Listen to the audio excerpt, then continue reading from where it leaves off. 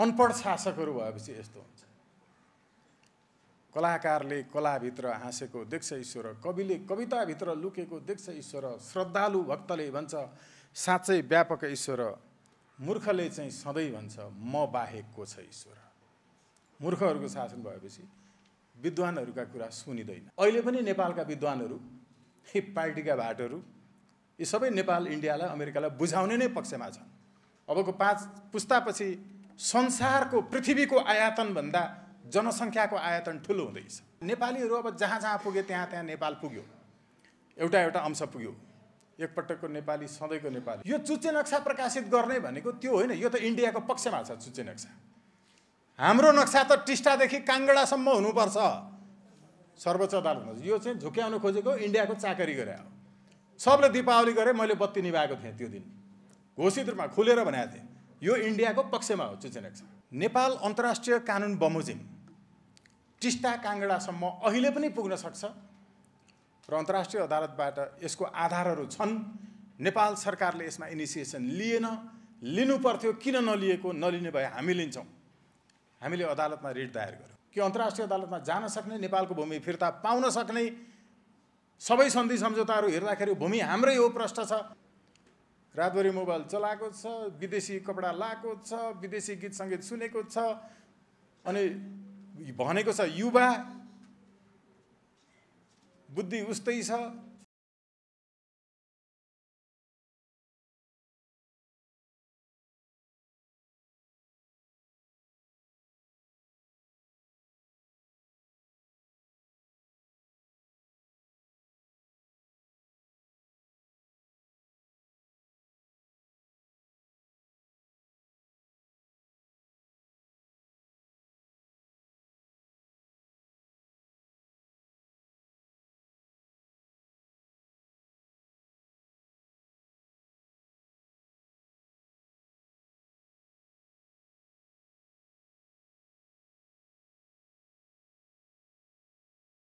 पहिलो संहिताबद्ध लिटरेचर भनेको मनुस्मृति हो, जसले पहिलो पटक संसारमा दण्डको व्यवस्था कायम गर्यो र पुरस्कारको व्यवस्था कायम गर्यो।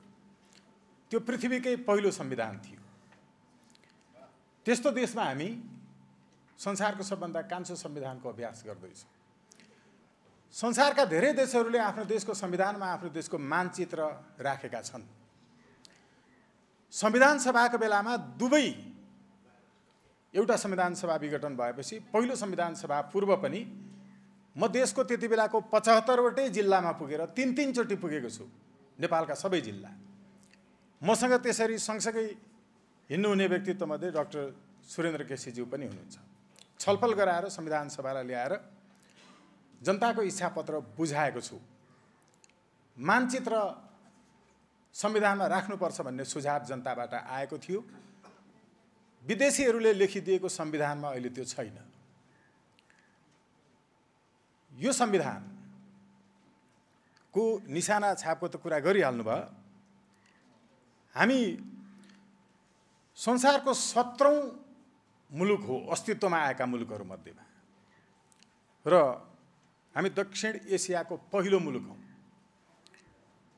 संसारको पहिलो ग्लोब संयुक्त राष्ट्रसङ्घले मान्यता दिएको जति बेला प्रकाशित भयो त्यसमा जम्मा 21वटा देश थिए र त्यसमा नेपाल पनि थियो। दक्षिण एसियाको पहिलो मुलुक नेपाल थियो, छ, रहनेछ।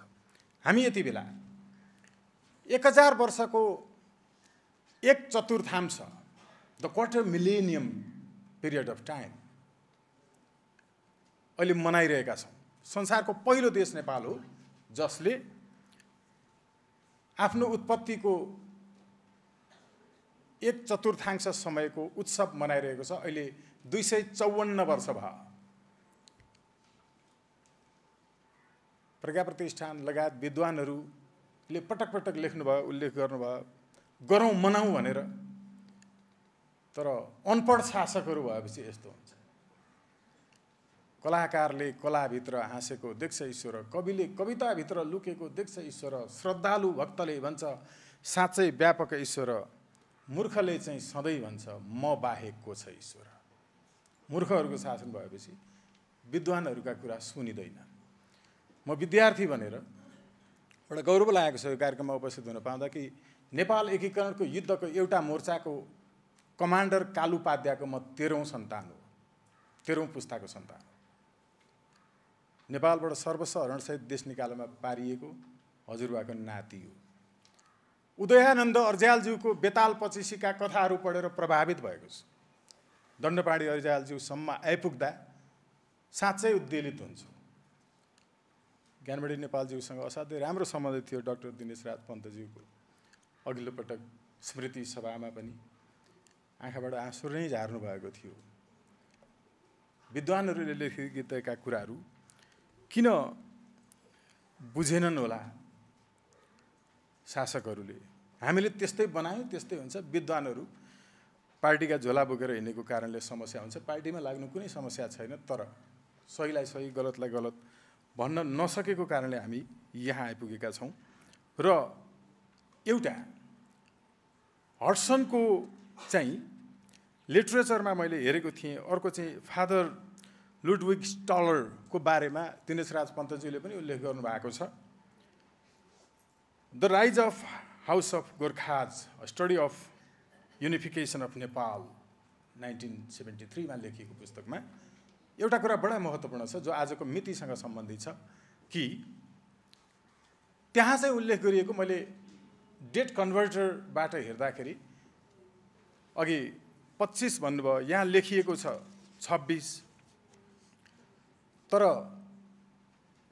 उहाँले उल्लेख गर्नुभएको 1826 को मङ्सिर 1 गते आजैको दिनबाट पृथ्वीनारायण शाहले पूजा आराधना गरेर अनि एकीकरणको चाहिँ आफ्नो तर्फबाट गर्नुभएको घोषणाको बारेमा चाहिँ उल्लेख गरिएको छ। आजको मिति यसकारण पनि असाध्यै महत्त्वपूर्ण छ।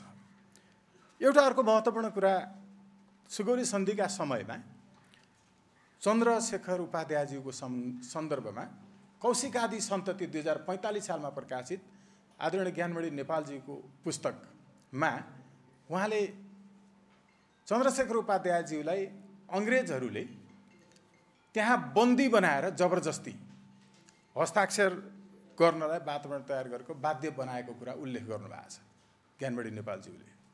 यो पनि स्मरण गर्न चाहन्छु। यहाँ छोटकरीमा जानुपर्ने भएको हुनाले मेरो सङ्केत बुझिहाल्नुहुनेछ कार्यपत्रमा कसरी आएको छ। म यसलाई करेक्सन गर्नुपर्छ इत्यादि भन्दिनँ, तर मैले सन्दर्भ उल्लेख गरेको हुँ कि यो कहिले कसको अन्तर्गत, कहिले कसको अन्तर्गत, हामी चाहिँ विदेशीहरूको टाङमुनि अझै पनि छौँ कि त्यति बेला थियौँ कि, यी सबै कुरा भन्नै पर्दैन। अहिले पनि त्यही छ र हामी सबै ताली बजाएर बसेका छौँ। विद्वानहरू काङ्ग्रेसको, एमालेको, माओवादीको, राप्रपाको, रासपाको, कगसको। अहिले भर्खरै पनि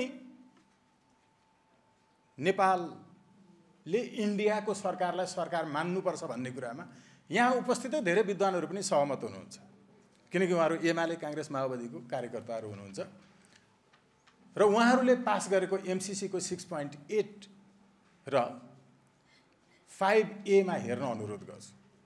नेपालको सरकार नेपालमा छैन। इन्डियाको सरकारले सहमति दियो भने मात्रै नेपालको सम्मति छ भन्ने मानिने छ भन्ने कुरो एमसिसी कम्प्याक्टको 5A मा लेखिएको छ। Nepal has to submit the detail project report in consent of the government of the India. इन्डियाको सरकारको सम्मतिमा मात्रै नेपालले आफ्नो प्रपोजल प्रस्तुत गर्नुपर्छ र मात्रै नेपालको सरकारको सम्मति छ भन्ने हामी मान्छौँ लेखिएको छ।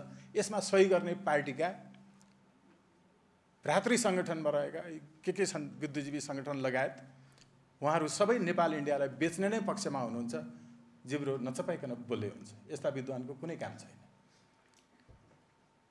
अमेरिकी सरकारका कर्मचारी र एमसिसीका पूर्व कर्मचारी वा वर्तमान कर्मचारी समेतले नेपालका चेलीबेटीलाई बलात्कारै गरेर मारे पनि नेपालमा मुद्दा चल्ने छैन भन्ने कुरो 6.8 मा लेखिएको छ। All of the staffs and former staffs of MCC and United States of America will be immune from all of the jurisdiction of Nepalese court and tribunals with special reference to all of the crimes. मैले भनेको थिएँ विश्वका विभिन्न मुलुकमा गएर कुनै के विषयमा पीएचडी गरेर आउनेहरूले यसको अर्थ यो होइन भने। अस्ति महालेखा परीक्षकलाई प्रतिवेदन बुझाउँदाखेरि थाहा पाउनु भयो होला, विद्वानहरू हुनुहुन्छ यहाँहरू, हामी नेपालको कानुन मान्न बाध्य छैनौँ भनेर लेखेको नेपाली विद्वानले बुझेनन्। तर स्वागत नेपालहरूले भनेको ठिकै रहेछ। अहिले सम्मानित सर्वोच्च अदालतमा मुद्दा छ, महालेखा परीक्षक प्रतिवेदन खाली बुझाइयो राष्ट्रपतिलाई, हामी नेपालको कानुन मान्न बाध्य छैनौँ, त्यसैले यो नेपाल स्थित अमेरिकी एजेन्टहरूलाई मासिक रूपमा दिएको पैसाको हिसाब बुझाउँदैनौँ भने र महालेखा परीक्षकले खाली बुझाए राष्ट्रपति समक्ष। अहिले पनि नेपालका विद्वानहरू, यी पार्टीका भाटहरू, यी सबै नेपाल इन्डियालाई अमेरिकालाई बुझाउने नै पक्षमा छन्। यस्ता विद्वान रहउन्जेलसम्म देशमा हामी जस्ता केही मान्छे रोइ कराई गर्छौँ। एक दुईवटा पद अघि डाक्टर साहबले भन्दै हुन्थ्यो VCCC राजमन्त्री के हुनका लागि मात्रै हो। कम्तीमा आज दण्डपाणी अर्जालज्यूको सम्झनामा यो कार्यक्रमले यी विषयहरूलाई उठान गर्ने एउटा चाहिँ हामीलाई अवसर पनि प्राप्त भयो र हामी अहिले पनि यी सन्दर्भहरू हेर्दाखेरि साँच्चै अत्यन्तै रुन मन लाग्ने स्थिति छ। बोल्ने, अदालतमा गएर बहस गर्ने। नरहरिनाथ योगीज्यूले, रामजी विष्टज्यूहरूले दायर गर्नुभएको सम्मानित सर्वोच्च अदालतमा जुन रिट थियो नेपालको मानचित्रको बारेमा, सम्मानित सर्वोच्च अदालतले त्यसमा मैले सबैभन्दा अन्तिम पटक त्यो विषयमा 2051 सालमा लेखेको थिएँ।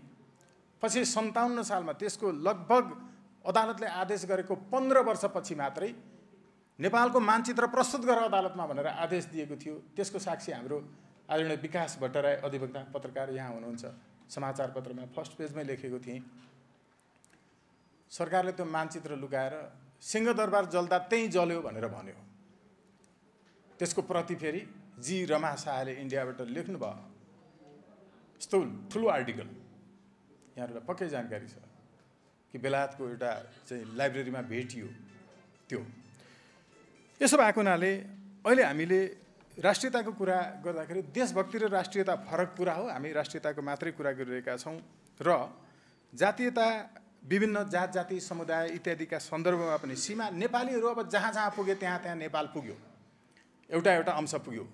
एकपटकको नेपाली सधैँको नेपाली। जस्ट स्याङ्लेस प्रिन्सिपल र हाम्रो आदरणीय प्रोफेसर डाक्टर जयराज आचार्यज्यू हुनुहुन्छ।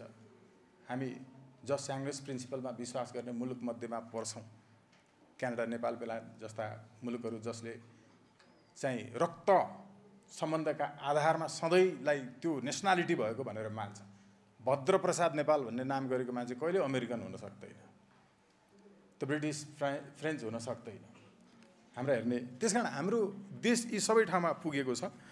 हामीले एकीकरण गर्दाको स्थितिमा हेर्ने हो भने पृथ्वीनारायण शाह त्यो ठाउँमा मात्रै पुगेको देखिन्छ जहाँ जहाँ खसहरू छन् थिए। यसले एउटा सङ्केत गरिरहेको थियो। त्यति बेला साँच्चै शक्तिशाली बन्दै आएका चाहिँ नेवार राज्यहरूले कहिल्यै पनि नेवार राज्य भनेर घोषणा गरेनन्। नेपाल राज्य नै भने, नेपाल मण्डल भने। तर पछि आएर राजनीतिक नेतृत्वले नै यसरी विभक्त गरिदियो नागरिकहरूलाई र यी सबै कुराबाट राष्ट्रियता कमजोर हुने, सीमा कमजोर हुने विषयमा चाहिँ बल पुगेको छ, मिलेको छ र हामीले अहिले संविधानमा मात्रै होइन, मनमै छैन नेपाल मनमा नभइसकेपछि हुनसक्छ के नै। मैले यो कार्यपत्रमा देखेको अर्को एउटा विषय आदरणीय बुद्धिनारायण श्रेष्ठज्यू, समाधानको विषय के हो भन्दा अहिले सम्मानित सर्वोच्च अदालतमा एउटा रिट चलिरहेको छ।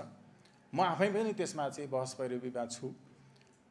नेपाल अन्तर्राष्ट्रिय कानुन बमोजिम टिस्टा काङ्गडासम्म अहिले पनि पुग्न सक्छ र अन्तर्राष्ट्रिय अदालतबाट यसको आधारहरू छन्।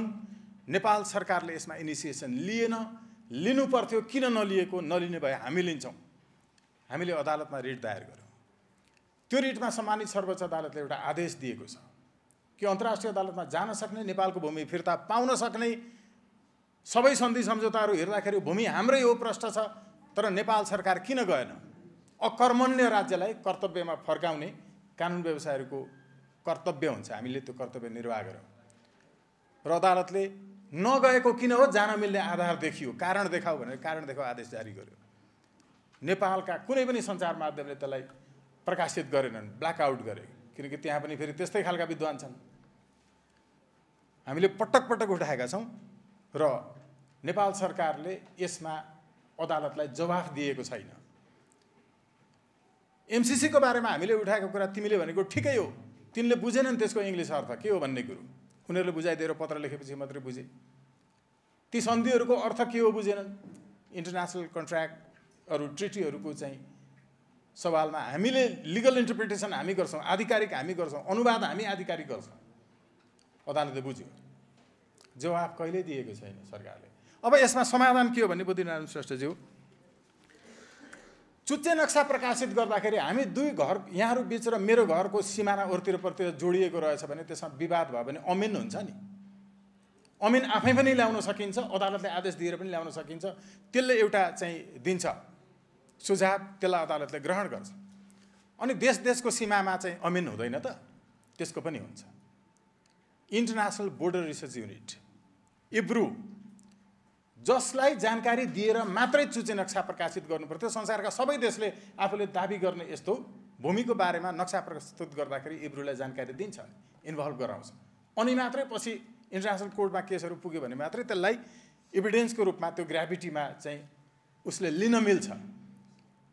ल पढेका, इन्टरनेसनल ल पढेका हामी जस्तै अलिअलि साना विद्यार्थी भए पनि थोरै थोरै सरकारमा बस्नेहरूलाई सुझाव दिए त मान्छे थिए होलान्, अथवा उनीहरूलाई मेरो बाले भने दाइले भने भनेर चुप्प लागेर बसे होलान्। तिनीहरू दिनुपर्ने सुझाव जसले हो उनीहरू त्यो अवस्थामा रहेपछि यस्तै हुन्छ मुलुकको स्थिति। त्यसकारण सीमा सङ्ग्राम भन्ने पुस्तकमा लेख्नु भएको छ है बुद्धिनारायण दाजुले, फेरि त्यसमा इब्रूको बारेमा एउटा च्याप्टरै लेख्नु भएको छ। इब्रूले चाहिँ इन्टरनेसनल डिस्प्युटेड बोर्डर लाइन्सहरूको बारेमा, अन्तर्राष्ट्रिय विवादास्पद सीमा सम्बन्धहरूको बारेमा चाहिँ सफलतापूर्वक लिएका निर्णयहरूको बारेमा पनि त्यसमा केही उदाहरणहरू दिनुभएको छ। तर यो कार्यपत्रमा चाहिँ समाधानतर्फ जाँदाखेरि यो चुच्चे नक्सा प्रकाशित गर्ने भनेको त्यो होइन, यो त इन्डियाको पक्षमा छ। चुच्चे नक्सा हाम्रो नक्सा त टिस्टादेखि काङ्गडासम्म हुनुपर्छ सर्वोच्च अदालतमा। यो चाहिँ झुक्याउन खोजेको इन्डियाको चाकरी गरे हो। सबले दीपावली गरे, मैले बत्ती निभाएको थिएँ त्यो दिन, घोषित रूपमा खुलेर भनेको थिएँ। यो इन्डियाको पक्षमा हो चुच्चे नक्सा, जसले हामीलाई अब काङ्गडा पुग्न रोकिदिएको छ, जसले हामीलाई टिस्टा पुग्न रोकिदिएको छ। नेपालको संविधानमा पछि प्राप्त हुन आउने सरहद पनि नेपाल हुनेछ लेखेको किन? पछि प्राप्त हुन आउने हो, हामी गरेछौँ अदालतबाट। मैले यसलाई फलोअप गर्न थालेको 50 सालदेखि हो। अदालत मार्फत, अनुसन्धान मार्फत, प्रकाशन मार्फत जवाफ देऊ भनेर सूचनाको हक अन्तर्गत जवाफ मागेर अहिले पनि अदालतले गरेको छ। तर सब मिलेर त्यसलाई रोकेका छन्। जित हुन्छ, सम्भव छ, हामी टिस्टा काङ्गडा नै पुग्ने हो। अब यसो भएको हुनाले यो हाम्रो 60 फेरको कुरा चाहिँ अघि डाक्टर साहबले अलिकति सुरेन्द्र केसीजीले बताउनु भएको छ। भूपरिवेष्टित देश भएको हुनाले गाह्रो हुन्छ कि भन्ने लाग्यो होला। यो भूपरिवेष्टित चाहिँ होइन, यो चाहिँ अब मन परिवेष्टित हो। संसारमा अहिले 47 वटा देशहरू भूपरिवेष्टित छन्। 47 वटा देश। स्विजरल्यान्ड पनि भूपरिवेष्टित हो, अस्ट्रिया पनि हो, भुटान पनि हो। दिमाग यत्रो यत्रो बनाएपछि त्यसको परिवेष्टित चाहिँ त्यही हुँदो रहेछ। फेरि सकिन्छ। नेपालभन्दा 7 गुणा सानो इजरायलले के गर्यो? 16 देखि 26 वर्षका सबैलाई अनिवार्य सैनिक स्वयंसेवामा राखिदियो। 2 घण्टा काम लगाएपछि हामीले अघिल्लो वर्ष इन्डियाबाट 67 अर्बको चामल ल्याएछौँ। अर्को वर्षै रोक्न सकिन्छ। समय सकिएको होइन, सकिन लाग्यो भन्नुभएको छ। यसो भएको हुनाले अस्ट्रेलिया हेर्नुहोस्, हामीभन्दा 52.23 गुणाले ऊ ठुलो छ। जम्मा जम्मी जनसङ्ख्या 2.5 करोड छ। अब मेरो देशमा आऊ, ज्ञान ल्याऊ, तिमी जाऊ। 21 लेसन्स फर 21st सेन्चुरी भन्ने एउटा पुस्तक आएको छ युवल नोआ हरारीको। अहिले यहाँले आफ्नो मोबाइलमा पनि हेर्नुभयो भने 1-1 सेकेन्डमा संसारमा कति जनसङ्ख्या बढिरहेछ भन्ने संसारभरिका जनसङ्ख्या मन्त्रालयले पठाएको समाचार सङ्घलाई दिएको चाहिँ रिकर्ड अनुसार हरेक दिन यो पृथ्वीमा 2 लाखको सङ्ख्यामा आफ्नो औसत आयु बाँच्ने गरी 5 वर्षभित्र मर्ने मान्छेको सङ्ख्या कटाएर हेर्दाखेरि हरेक दिन 2 लाख मान्छे थपिँदैछन्। अब 5 पुस्तापछि the size of the population will be larger than the size of the earth. अबको 5 पुस्तापछि संसारको पृथ्वीको आयतनभन्दा जनसङ्ख्याको आयतन ठुलो हुँदैछ। अब डिसाइसिभ फोर्स भनेको 60 वर्ष माथि गएको। अबको ठिक 10 वर्षमा संसारभरिको जनसङ्ख्यामा 60% 50 वर्ष यो 50% चाहिँ 60 वर्ष माथिका मान्छेको जनसङ्ख्या हुँदैछ। 60 वर्ष मुनिकाको 50% हुँदैछ। त्यसलाई 18 वर्ष हेरे हटाइदिने हो भने संसारभरिको निर्णायक शक्ति भनेको 60 वर्षभन्दा माथिका मान्छेहरूको हुँदैछ। रातभरि मोबाइल चलाएको छ, विदेशी कपडा लाएको छ, विदेशी गीत सङ्गीत सुनेको छ, अनि भनेको छ युवा बुद्धि उस्तै छ। मर्निङ वाक जाँदाखेरि हामीले बुढा भनेका मान्छेहरू एक अँगालो पत्रिका बोकेर आइरहेको हुन्छन् घुमिवरि बिहानै। कस्तो आनन्द लाग्छ उहाँहरूलाई हेर्दाखेरि। अब यसो भएको हुनाले हामीले अलि नयाँ ढङ्गले यसको विषयमा चाहिँ कार्यपत्रमा मेरो पूर्ण रूपमा सहमति छ, 100%। आदरणीय बुद्धिनारायण श्रेष्ठज्यूलाई बधाई पनि छ। तर कहिलेकाहीँ चाहिँ कस्तो हुन्छ भने लेखिएको चाहिँ एक थोक छ, अनि प्रेजेन्टेसनमा चाहिँ अर्कै आउँदाखेरि के हो भने जस्तो यो सुगौली सन्धिमा 15 दिनको जुन समय दिएको थियो नि, 15 दिनभित्र हस्ताक्षर गरेर पठाऊ भनेर भनेको, यता कुरा मिलेन, त्यसकारण चाहिँ हस्ताक्षर गरेर पठाइएन भनेर भन्नुभएको प्रेजेन्टेसनमा चाहिँ आयो बुद्धिनारायण श्रेष्ठज्यूको आदरणीय दाजु। तर लेखिएको चाहिँ के छ भन्दाखेरि नेपालले हस्ताक्षर गरेन, नेपालले हस्ताक्षर गर्न इच्छुकै थिएन भनिएको छ। त्यसो हुँदा त यो एमसीसी पनि नेपाल इच्छुकै थिएन, त्यही भएर उसले दिएको समयभन्दा पछाडि भएको होइन त एमसीसी? या छ नि यहाँहरूलाई इच्छुकै थिएन अनि जबरजस्ती गरायो भनेर भविष्यमा जेसुकै व्याख्या गरे हुन्छ होला नि त। त्यस्तो होइन, त्यस्तो थिएन।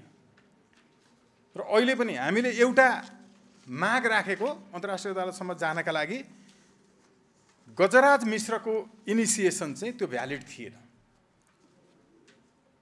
उनी राजगुरु मात्रै थिए, उनी वैधानिक व्यक्ति थिएन भन्ने पनि हामीले अहिले उठाएका छौँ। अहिले त्यसमा सर्वोच्च अदालत समक्ष अन्तर्राष्ट्रिय अदालत जानका लागि प्राप्त गर्नुपर्ने धेरै आदरणीय हाम्रो हिरणलाल श्रेष्ठज्यूहरू लगायतले संयुक्त राष्ट्र सङ्घसँग करेस्पोन्ड पनि गर्नुभएको थियो। अहिले बाहिर हुनुहुन्छ, उहाँले इमेल पठाउनु भएको थियो यी विषयमा, उताबाट जवाफ पनि आएको छ। त्यो जवाफ चाहिँ यो बुद्धिनारायण श्रेष्ठज्यूसँग यो विषयमा पहिला छलफल भएको थियो।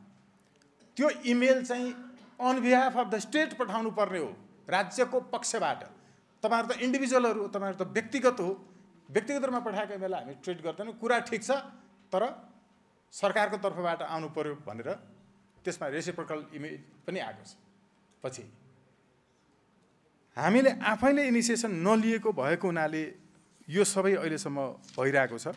यसैले म विनम्रतापूर्वक निवेदन गर्छु कि हाम्रो विद्वानहरूको चाहिँ साँच्चै राम्रोसँग यसमा एक प्रकारको चाहिँ सृजनात्मक हस्तक्षेप हुने गरिकनको कुनै पहल हुन सक्यो भने हामी पछिल्लो पुस्ताका भाइ भतिजा छोरा नाति वर्गले पनि अलिकति जोड दिन सक्यौँ भने राम्रो ठाउँमा पुग्न सकिन्छ कि म यसका लागि निवेदन गर्छु, आभार व्यक्त गर्छु, धन्यवाद ज्ञापन गर्छु। भवतु सब मङ्गलम।